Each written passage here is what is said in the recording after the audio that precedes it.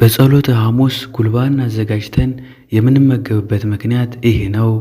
ሸር በማድረግ ለማያውቁት አሳውቁልኝ።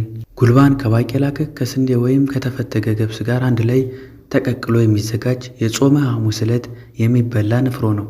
የጉልባን ትውፊት እስራኤላውያን ከግብፅ ተሰደው በሚወጡበት ጊዜ በችኮላ ስለነበር አብኩተው ጋግረው መብላት ያለመቻላቸው ሁኔታ ያመለክታል። ያን ጊዜም ያልቦካው ሊጥ እየጋገሩ ቂጣ መብላት፣ ንፍሮ ቀቅለው ስንቅ መያዝ ተግባራቸው ነበር። ይህንም ለማሰብ በሰሞነ ሕማማት ቂጣ ጉልባን በማዘጋጀት በዓሉ ይታሰባል ማለት ነው። በጸሎተ ሐሙስ ይህን መሠረት በማድረግ የሚዘጋጀው ጉልባን እንዲሁም ቂጣ ጨው በዛ ተደርጎ ይጨመርበታል። ጨው ውሃ የሚያስጠማ በመሆኑ የጌታን መጠማት ያስታውሰናል።